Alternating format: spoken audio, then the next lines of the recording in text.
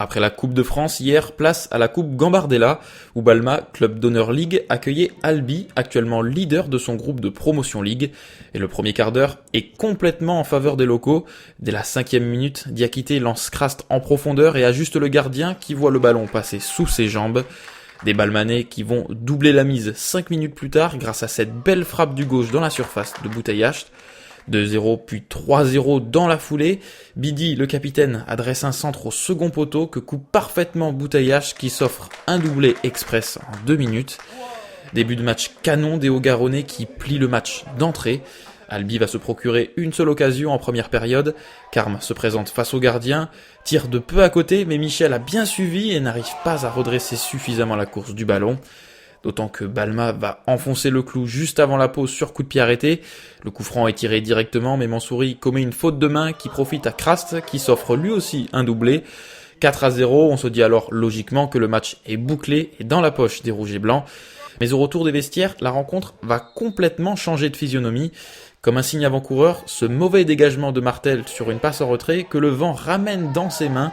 Coup franc indirect sifflé par l'arbitre à l'endroit de la faute.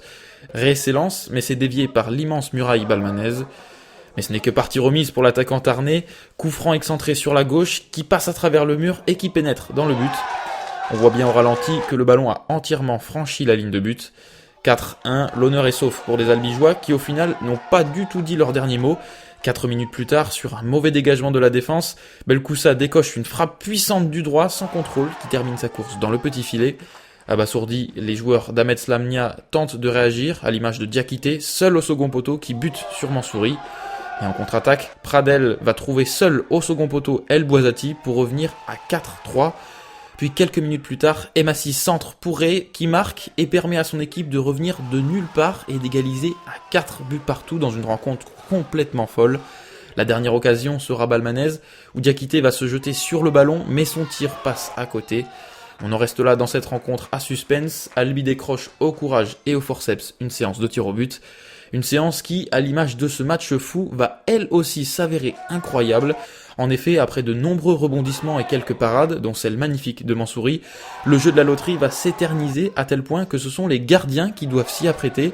Martel va réussir le sien pour Balma, mais Mansouri va quant à lui échouer. C'en est terminé, victoire de Balma, 9 tirs au but à 8. Je vous propose d'écouter les réactions des deux coachs et on se quittera sur la joie des Balmanais dans le vestiaire. Le fait de jouer en première mi-temps contre le vent et de plus ce manque d'expérience, c'est vrai qu'on a pris 4 buts, mais on savait qu'on avait le potentiel parce qu'on a une équipe vaillante, solidaire et qu'on savait que derrière ils allaient revenir. Mais bon, c'est vrai, face à Balma, à 4 buts d'écart, c'était quand même compliqué. On a de la déception, certes, parce qu'on ne peut jamais être satisfait de perdre un match, notamment au pénalty. Mais bon, voilà, on a fait un bon parcours, on savait que la Gambardella ne la gagnerait pas. L'objectif numéro 1 du club, c'est de monter. Donc je pense que là aujourd'hui, cette équipe est programmée et préparée pour monter. Bon, on sort la tête haute, je pense, et nos joueurs peuvent être fiers de ce qu'ils ont fait.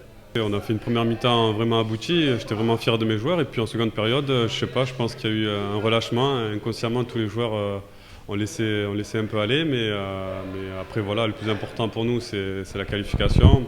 Même si c'était fou, même au tir au but. On essaie de faire avec nos armes et d'aller le plus loin possible et d'essayer, pourquoi pas, de rencontrer un club pro pour la suite, quoi.